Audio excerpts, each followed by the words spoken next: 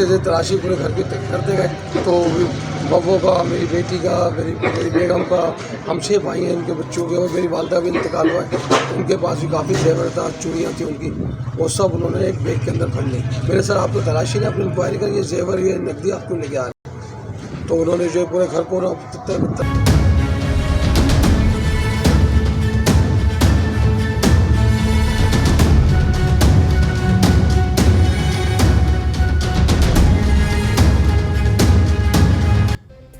कराची में वापारी जे घर अंदर धाड़ो हण जे इल्ज़ाम हेठि गिरफ़्तार डीएसपी उमेर तारिक बाजारी खे अदालत में पेश कयो वियो।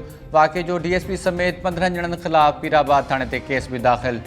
आईजी सिंध घर अंदर करोड़नि जो धाड़ो हण जे इल्ज़ाम हेठि गुज़िरियल ॾींहुं एसएसपी साउथ इमरान कुरैशी ऐं डीएसपी उमेर तारिक बाजारी खे हटाए छॾियो हो। ज़रियनि मूजिबि डीआईजी ओलह पारां आईजी खे उमाणियल रिपोर्ट में चयो वियो आहे त पुलिस ऐं ख़ानगी माण्हुनि वापारी मोहम्मद शाकिर जे घर जी झड़ती वरिती।